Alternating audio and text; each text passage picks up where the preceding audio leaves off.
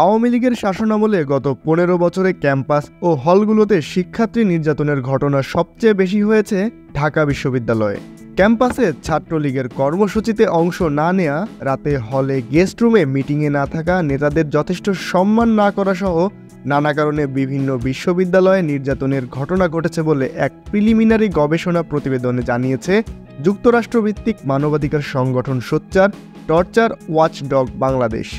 বিভিন্ন বিশ্ববিদ্যালয়ে নির্যাতিত ৫০ জনের সাক্ষাৎকার নিয়ে প্রিলিমিনারি গবেষণা প্রতিবেদনটি তৈরি হয়েছে।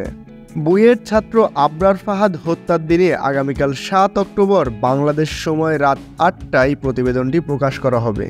ওই প্রতিবেদনের বরাতে গণমাধ্যমের খবর থেকে জানা যায়, নির্যাতনের শিকার ২৬% শিক্ষার্থী ঢাকা বিশ্ববিদ্যালয়ের, নির্যাতনের ঘটনা ১৮% খুলনা প্রকৌশল ও প্রযুক্তি বিশ্ববিদ্যালয়ের এবং ১৬% বাংলাদেশ প্রকৌশল বিশ্ববিদ্যালয়ের। নির্যাতনের সবচেয়ে বেশি ঘটনা ঘটেছে ২০১৭ সালে।